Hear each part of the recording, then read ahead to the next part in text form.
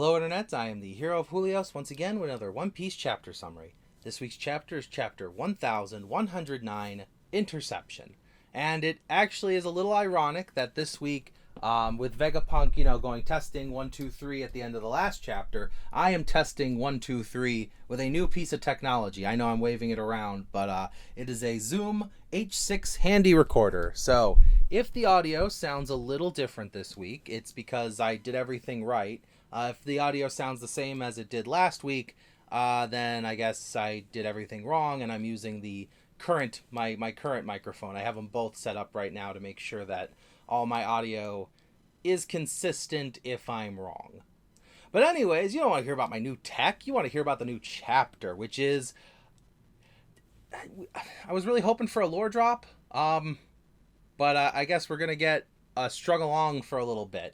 Anyways, good news though, for the art of this week, we're getting another cover story.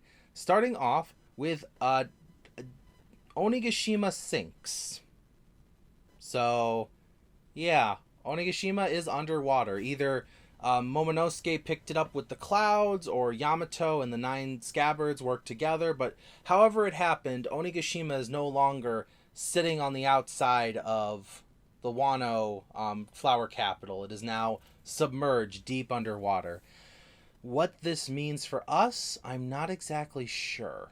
We do have Kawamatsu. He is a fishman, so we should be able to see things from someone's perspective down there. But we also know that Wano is flooded with fresh water from, all the rain and stuff that filled up Wano throughout the history. While this could also involve some of Kaido's crew, the only known fishman in his crew also ate a devil fruit, because Jack has the mammoth fruit. So I doubt this is about an enemy that Luffy defeated, unless we see from that perspective, like, the ground cracks open, maybe like an undersea volcano erupts, and Kaido and Big Mom get launched onto the shore of Wano. But whatever. It looks like the next cover story is at least starting in Wano. Given our last cover story, though, this might end with a simultaneous to whatever's happening currently in the manga once we get to that. So maybe after the next 25 chapters or so, however that ends will coincide with the Straw Hat crew, most likely in Elbaf at the time. So the actual chapter itself starts off with Vegapunk on his big screen, and he's sitting there and he goes, okay, testing, everything's working, and Shaka comes into the scene and he goes, hey, Stella, are you sure about this? It's kind of a surprise to everyone in the world. Do you really want to, go through with this? And he goes, oh yeah, no, it should be fine. We'll just send out the message to as many people as we can, and not exactly sure how we're gonna do that. And Stella goes, well, or Shaka says, if I may suggest, we'll tap into the Navy lines, and that way they can't override it because their codes are probably protected as well, and as long as we make sure the source of the frequency is unstoppable, we should be able to use the rest of the marine frequencies to get everything out there. Now, of course, whatever Vegapunk is trying to show to the world, he's also trying to show via video, and that's going to take a bit. Shaka tells him, hey, also, if you're going to do this video thing, you're going to need people some time to set up their transponder snails. Most people have their cell phone at the ready. They got, their phone sitting there on their dock or whatever. But when it comes to the news, when it comes to the TV or on your computer or wherever you get your video on a television device, typically you need a little time for someone to be like, hey, quick, turn on the TV. So Vegapunk says into the transponder snail, anybody listening to this on an audio-only frequency, you need to head over to your transponder snail, your visual transponder snail, and turn that one on. And that they probably should give them an hour. An hour sounds good. And Shaka goes, well, an hour's probably not good because that's going to take too long, and whoever tries to stop this frequency, an hour's probably a lot of time for them to do that. And Vegapunk goes, oh, that's true. We'll give them 10 minutes. 10 minutes. Okay, everyone listening, 10 minutes to set up your video transponder snail, because I'm going to show something to the world. And what are we going to do for 10 minutes? We could we could brew some coffee. I like coffee. Let's get some coffee.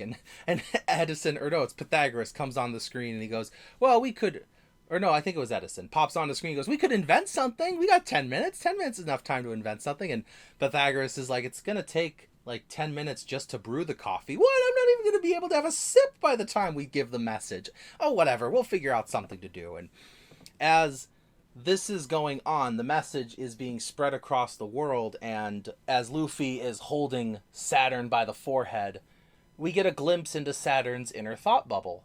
And it just says, Saturn, what are you doing?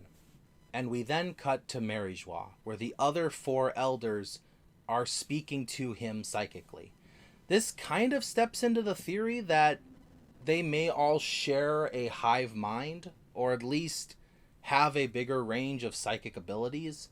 Whatever the reason, though, they are contacting him and they're saying, hey, I thought Vegapunk died, and or at least your job was to kill him. And Saturn's like, look, I saw Kizaru shoot the man, so if this isn't, if this isn't his immediate doing, this is like a dead man switch kind of deal. And one of the elders is like, oh, this is not good. This is probably the source of the frequency is probably up in that labo phase. There's that stupid barrier. There's no way we're going to be able to stop this. You need to get to wherever that is now.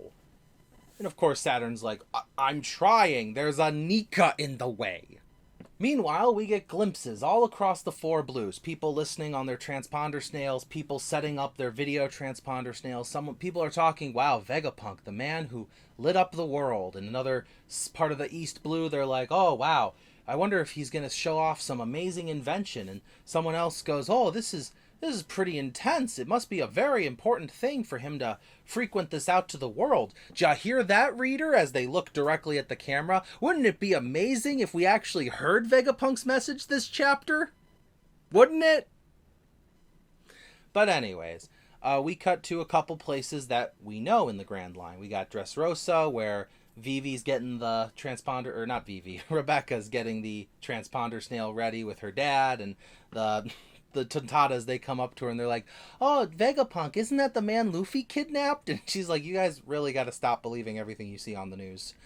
Then we cut to Luffy's hometown in Windmill Village with Whoop Slap sitting there by the radio, and one of the other villagers comes up to him and they go, see, Mayor, this is why we need a video transponder snail. You never know when the news is going to require us to actually look at something instead of just listening to it. And he goes, Whoop Slap, being the mayor, he's got the financial responsibility. There's maybe like 10, 15 people living in this village, so there's not really a lot to pay in taxes here.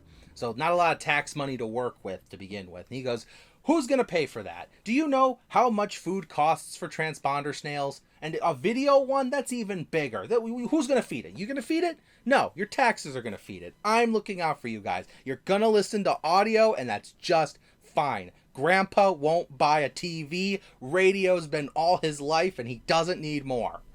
We also see Vivi with Morgans and Wapple, which is probably why I said Vivi instead of Rebecca earlier. But we see Vivi with those guys watching as well, and Morgans is like, oh, this is gonna be big news. This is gonna be the biggest of big news.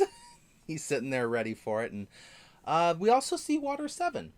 Of all the places for Oda to pick, he chose Water 7, where Iceberg is being woken up in the middle of the night by his secretary, and she's like, okay, this is very important news, sir. I've already scheduled for every single dock to have a video transponder snail. I've got 6 teams, 7 teams, a whole bunch of teams out there waking up the entire city. This seems to be pretty important. You're going to want to see this, sir. I've already arranged for something in your room. Mind you, his secretary's only 10 years old. This is a very efficient child. This means she was already working in the middle of the night. By the way, we learned her name. Her name is Alice. That's pretty nice. But Alice was working hard in the middle of the night. Otherwise, how would she have heard the transponder snail go off? Unless she is sleeping right next to her phone. Dedicated child. What I want to point out, though, is I really like Oda's attention to detail here. Because Iceberg is on the other side of the world. We got the New World, we got the Grand Line. They're two halves, Paradise. They're two halves of the Grand Line.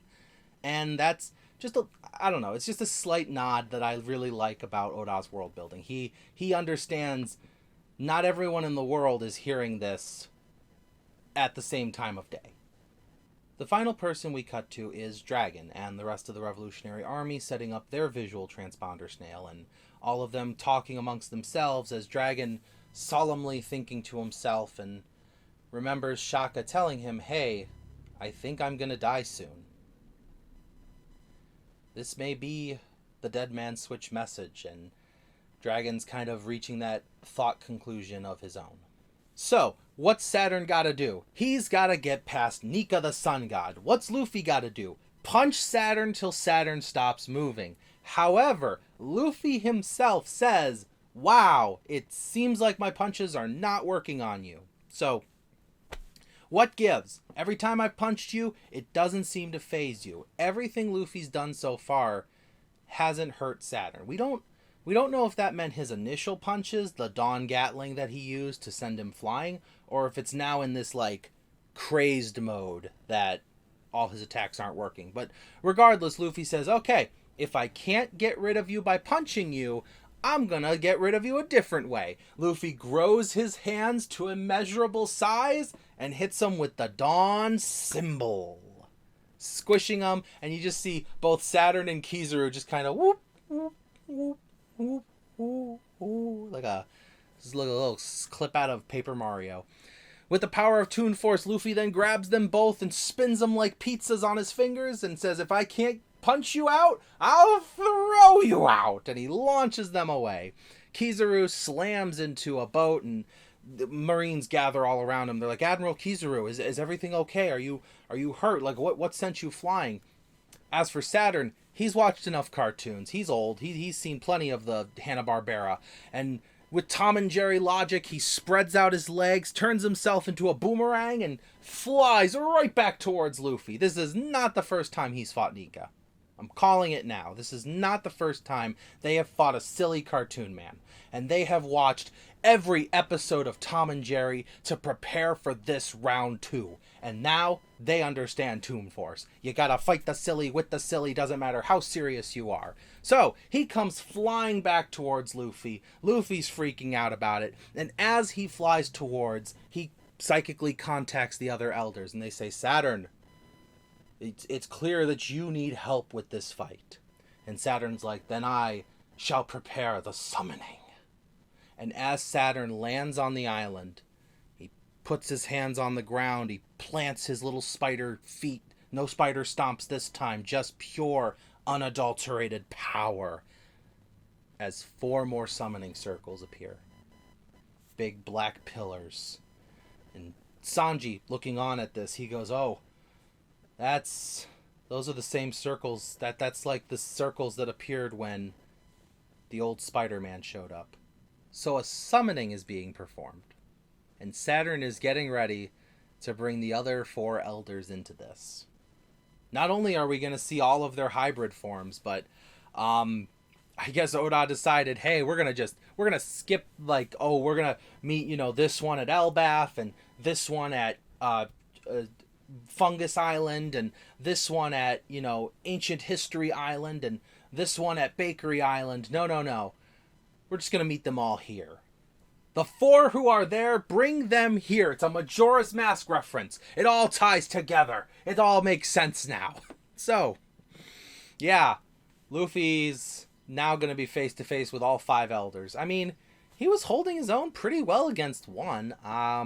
You get the rest of the crew to fight a different one. Maybe Dory and Broggy fight one. I'm not really sure who's going to fight the last 2, but Escape just got a whole lot harder, and hopefully the message at least gets out. It would really suck if Oda's going to build all this up only to have, like, one of the elders fly up there and take out the message before we hear anything. But we won't know. Not soon, because next week there is no new chapter. So, yeah, if you have any speculations, leave them in the comments. I'm going to put some thought into this myself. I'm a little tired right now. I had some things going on today while recording, but yeah, let me know in the comments below what you think, because things are about to get weird. Thank you for watching as always, and I will see you in the next video. This is the Hero of Julios, Xing out.